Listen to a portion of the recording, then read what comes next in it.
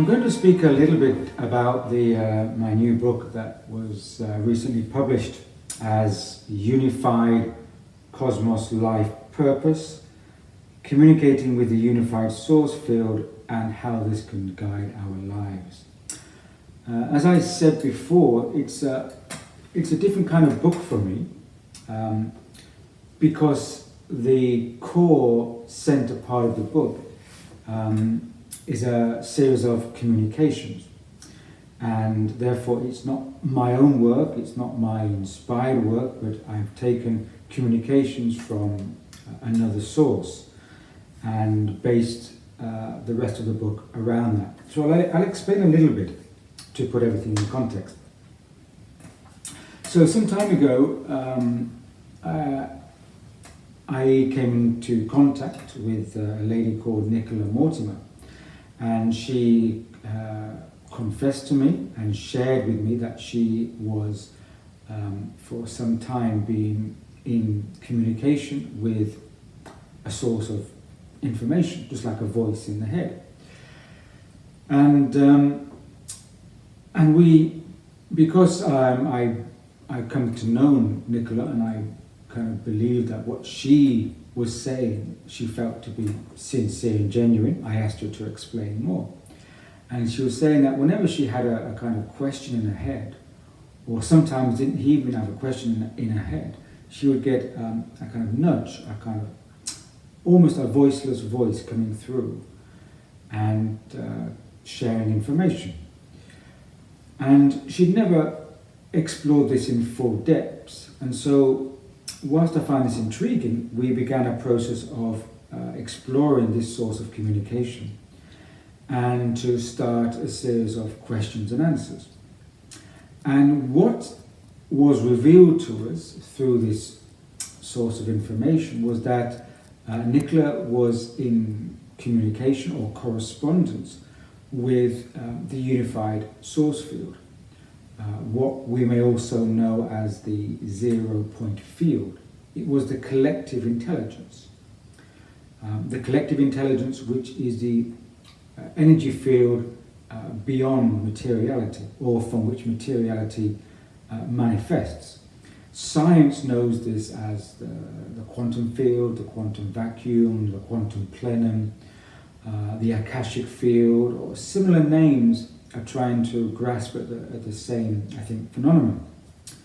So now going back about several years ago, we had this long series of questions and answers where I put forward the questions and Nicola would sit down and read the question, and that was it. Just read the question, not even vocalizing it, and then the response would come, which she would type out.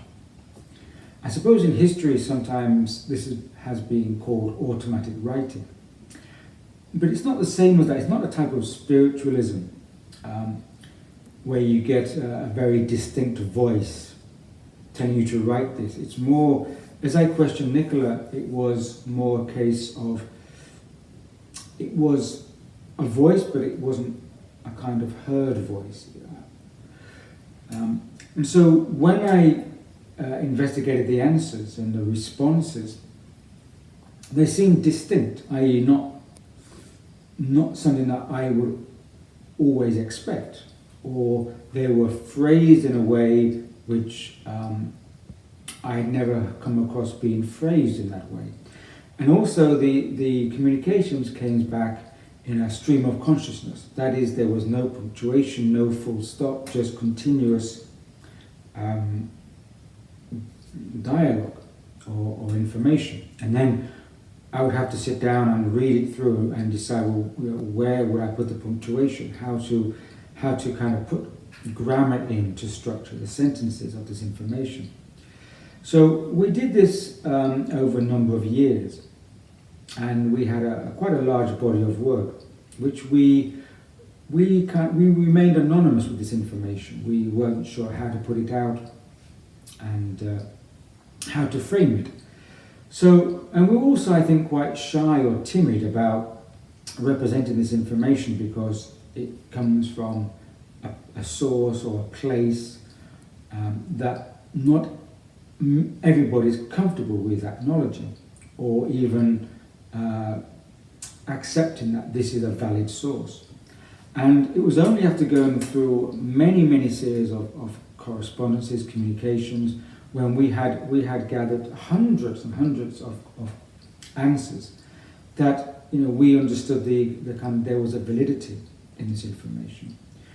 And as I've always said, that it may not even be important that we accept where the information comes from, because actually, if we can make use of what's given in the answers, then that's good enough. We may not need to believe that this comes from where the source says it comes from, and which is the collective energy field, the collective source field. And so this communication always comes through like a collective is speaking, or sometimes the collective uses the I, not very frequently. But in the beginning, they said that they used the I to represent the collective, because maybe we can have a better grasp of speaking to some identity rather than a collective we. And also, being human, we had to ask, do you have a name? Could be something we can call you by. We can't just say, hey there. And so the name that we were giving was Abe, A-B-E. And when we questioned what does Abe mean, is Abe the name, we were told that Abe represents abbreviation, because the collective source field does not have an identity or a name. That's a kind of very human, physical category. But we needed something to be able to identify within 3D linear physical existence. So the abbreviation meant that the term or the identity was an abbreviation for the larger reality. And not only that, but the second layer of that is that ABE is an abbreviation of the word abbreviation. So it all kind of fit into, this is a kind of a tiny visible placement or placement holder for a kind of intangible source reality behind. So when we had this, when we were, or especially myself as a researcher for a number of years, when I was satisfied that there was valid content in this material and that the answers were coming from a good source, there was no negativity, no admonishments, do this, do that. They were trying to always put the emphasis on ourselves. Humans must, find their way. And Abe said that all these communications should be put under the name The Way Back Home, because humanity needs to find its way back home. But not the way back home as in an external destination, but in order to gather ourselves to come back home to ourselves. In other words, to find our own source, to find our own center. And so again, it seemed a very sincere thing to say, or a message to say, is that we can't do anything for you, you must find your own way. We can offer some guidance if you ask the right questions, but at the end of the day, humanity is a part of us, the collective. Humanity is a localized physical expression of Abe. We are of the same essence, but humanity has lost a certain contact with its own essence or its own home. So what I wanted to do was to put this out into the world and to show that these communications can be read, or they have some validity. But in order to do that, I thought that it would be necessary to put a context to them, not just say, here's a Q&A session with this collective intelligence, because many readers would rightly say, well, and can you give some credibility to the framework of where this Q&A is coming from? So what I did, I wanted to express these communications in a tapestry of science, to say, well, actually science has said for a long time, as all mystic traditions have said, that we are part of a collective energetic wholeness. the unified field. And in science we have a lot of research now giving credibility to the unified energetic field. That is the quantum zero-point energy field from which materiality manifests. So in the beginning of this book, the book is in 3 parts. In the first part,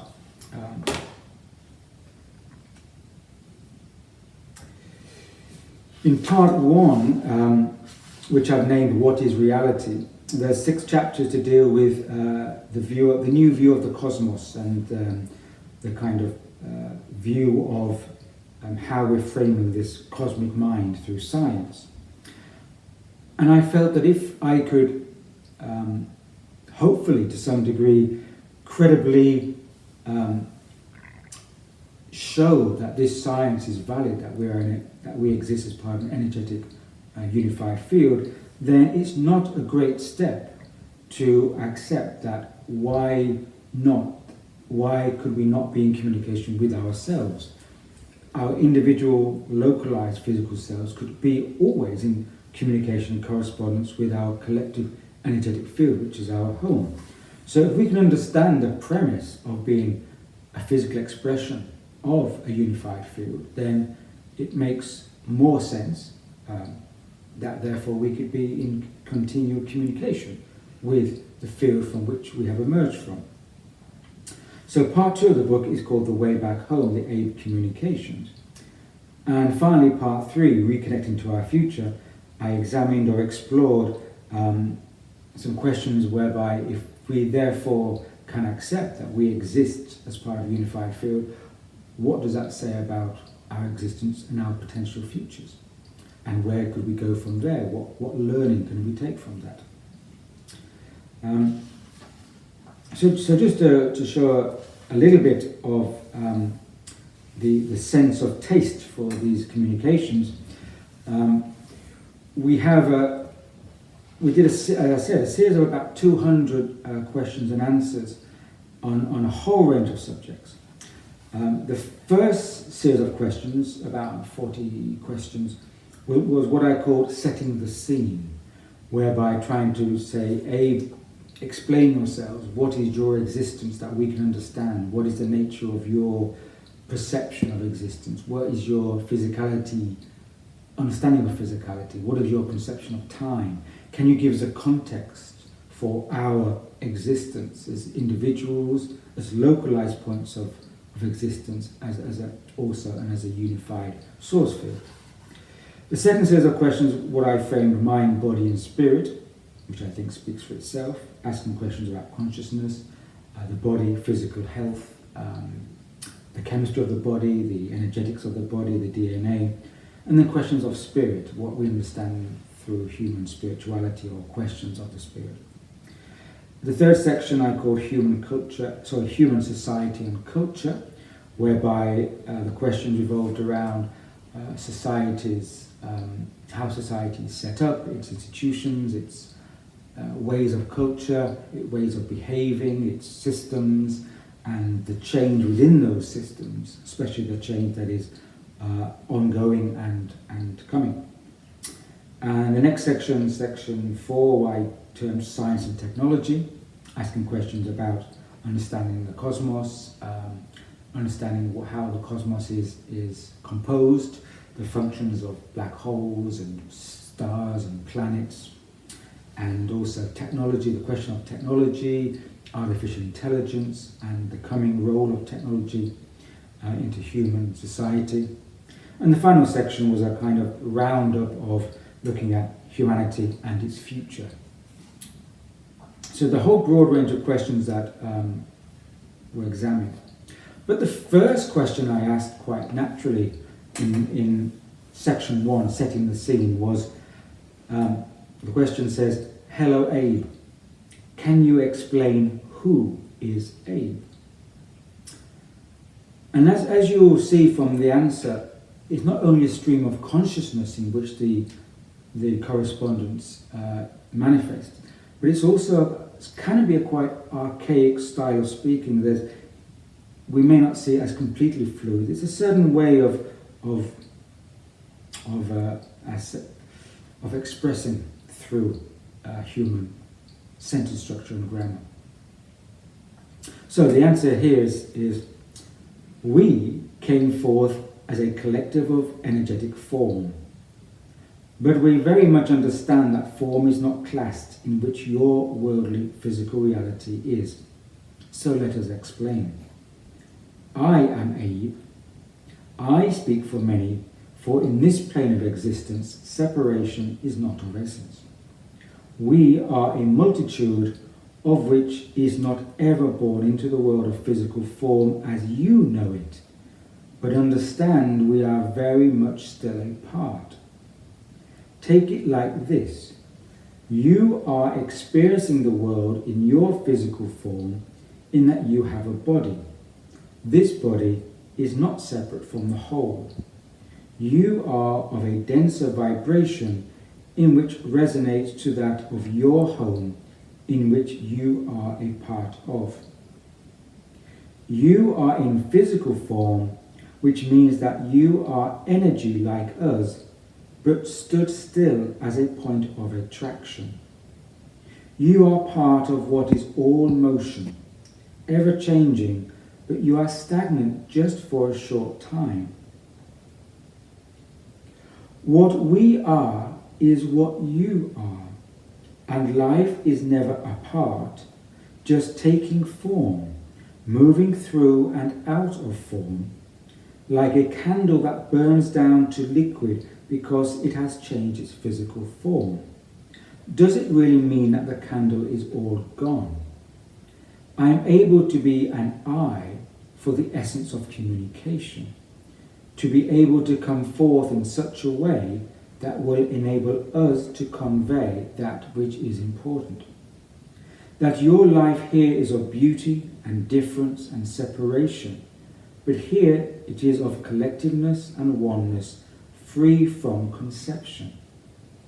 What we want to come forth to do is unify the two essences together, to enable a humanity of divine essence, of divine being, to realize that in which you are and that in which you can become.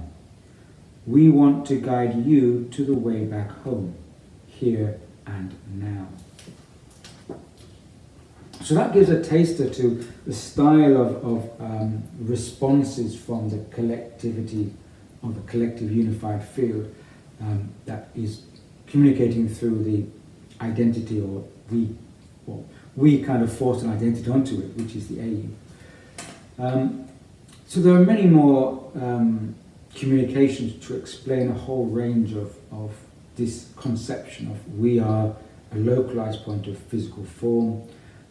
Abe refers to humanity, or to each of us, as a vibratory signature, i.e. we are vibrating at a certain signature or designation that designates me different from you or this other person. We're all vibration, but each one has a slightly different signature, to whereby we can be known in our individual manifestations. Now, of course, just coming to that out of the blue, it may just seem quite unbelievable, quite fantastical, maybe a little crazy. But as I say, I think as more people come to acknowledge that we are not apart from the energetic unity from which we manifested, then the idea that we can always be in correspondence with our self through the localized self is not so strange or not even ridiculous to any degree. And I feel that the time now is ready to understand this. And what Abe has said over and over again is that humanity is behaving as if it is splintered. It's come apart from its own essence, and it's as if it's, again, Abe says that often it's as if humanity is running around like a dog chasing its own tail. Is that we have become locked into a localized identity that we call our personality, and we have forgotten that we are just one part of a greater unified reality. So I do think it's timely, and that's why I felt it right to now put this out and to put it out to the world. May sound dramatic, but to put it out to anyone who wishes to read it. I think I sense and feel that there is a lot of validity in the messages. There may not be for everyone. Maybe not every answer or response is something that a person would feel that works for me, that doesn't work for me. But I feel there's enough material there for a person to reflect upon and to follow their perceptions further. And I hope that some readers will find benefit from the material that Nicola and I have gathered. So that is, in a nutshell, as I say, the book. Although I feel like, as always, I could not do it justice. Each person must come to it from their own place and receive it according to their own place. So there we go. Unified cosmos, life, purpose.